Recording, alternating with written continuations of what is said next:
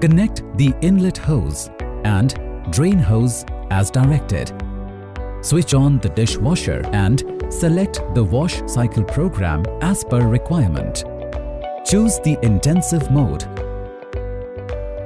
For heaviest soiled crockery and normally soiled pots, pans, dishes, etc. Normal wash program.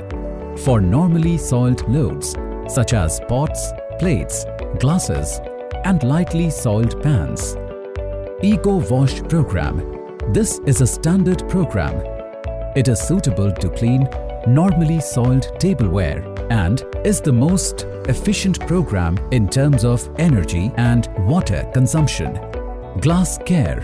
For lightly soiled loads such as glasses, crystal and fine crockery. Clean and Shine Program. For lightly soiled crockery and glass. Choose Program Mini.